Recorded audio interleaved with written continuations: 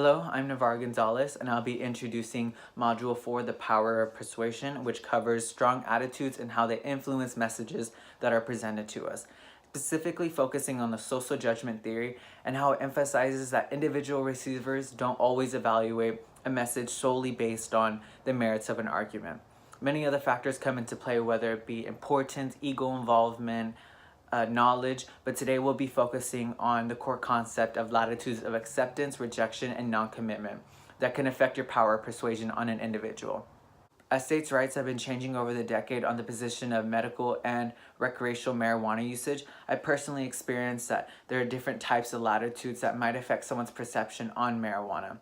Latitudes are relevant when you ask about someone's perception on an issue. There's a range of positions that one can take when they're being given a message that evaluate whether it be the latitude of acceptance, where one accepts the issue, or latitude of rejection when one is objectable towards the issue, and then latitude of non-commitment where one is in between and they just have a non-committal approach to an issue.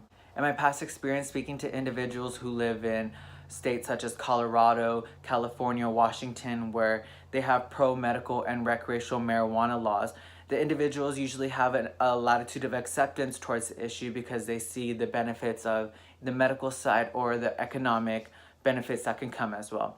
With others having a non-commitment as they are aware of the laws but probably don't use the drug themselves, so they don't feel that firsthand implement that can affect them. A state with anti-marijuana laws, such as states in the South or Republican states, that latitude shifts to rejection as they often already form extreme attitudes on drug, whether it be they want to stop drug trafficking or the black market altogether. They already have a set notion on what they want. Now that I've introduced my experiences on the issue, I would make an inference that based on the individual's location and the current state laws and policies, that would often dictate someone's position of latitude.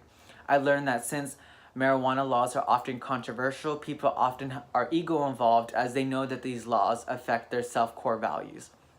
When trying to persuade someone to align their attitudes with your own position, it's often hard because people already have existing attitudes towards the topic, especially when it comes to drugs, whether it be a moral issue or they just think a public health issue. They already have that set notion of what they think. Understanding these inferences is important when trying to transfer them to situations when examining other latitudes in scenarios. The social judgment theory is relevant when using persuasion, as it can be used to determine the positions in different scenarios that one might have.